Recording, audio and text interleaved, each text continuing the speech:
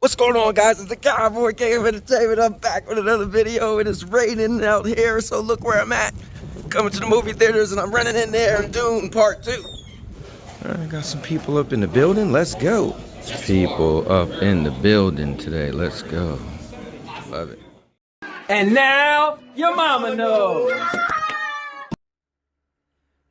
guys, so the Cowboy King of Entertainment, I'm back with another review. And guys, the first things first, it was really cool. I watched earlier today Dune Part 1, so I was able to regroup my thoughts of that movie, and it was cool because I went straight into the next movie, and it's kind of cool, but it takes off right after the other one. So, let's get into the story, and the story, I thought, did a great job connecting to the first one, did a great job with the characters, it did a great job with the set piece on the different worlds and the sand world, and it does a great job making you feel like you're seeing these characters in this world and the good and the bad. Remember, spoiler free, but at the end of the day, it does a really good job.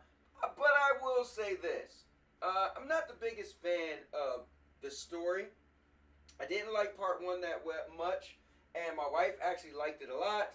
And so I got a chance to watch part 1 again, and I'm like, it was okay, but I personally think it's a little bit boring. And I personally think part 2 definitely stepped it up, but it's just not as exciting. There's something about it. I guess maybe it's kind of like, one of the longer drawn out films.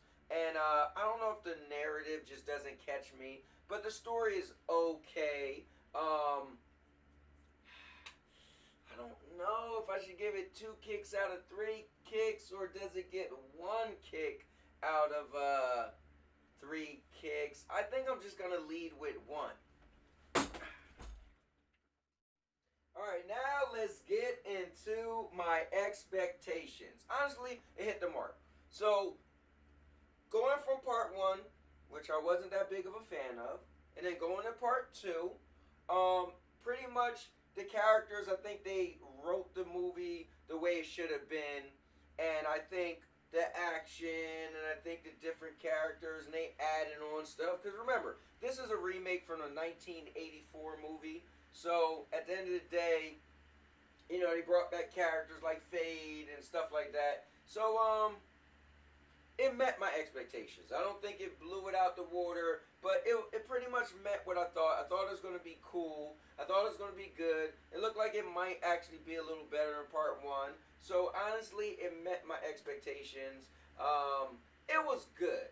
So I'm going to give it, I'll give it 2 kicks for that. My bad. Alright, let's give it that other kick. It's that.